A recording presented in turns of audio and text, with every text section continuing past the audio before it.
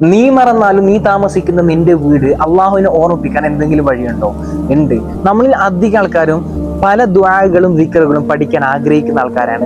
പക്ഷെ നമുക്ക് അതിനുവേണ്ടി ഇരിക്കാൻ മടിയാണ്. അതേപോലെ പഠിച്ച കുറെ ദുആകൾ മറന്നു പോകുന്നുണ്ട്. എന്നാൽ ഇതിനെ പറ്റി ഒന്ന് ചിന്തിച്ചു നോക്കിയേ. നമ്മൾ ഡെയിലി കാണുന്ന ഒരു സാധനം നമ്മുടെ ഹാബിറ്റ് ആയിട്ട്, നമ്മുടെ ശീലമായിട്ട് മാറുന്നുണ്ട്. അങ്ങനെയാണെങ്കിൽ നമ്മുടെ വീട്ടിലെ ഓരോ ഇടങ്ങളും നമ്മെ അള്ളാഹുവിനെ ഓർമ്മിപ്പിക്കാൻ സഹായിക്കുകയാണെങ്കിലോ, അതുകൊണ്ട് തന്നെയാണ് ഈ ഒരു സിമ്പിൾ ആയിട്ടുള്ള ഐഡിയ എനിക്ക് ഇഷ്ടമായത്.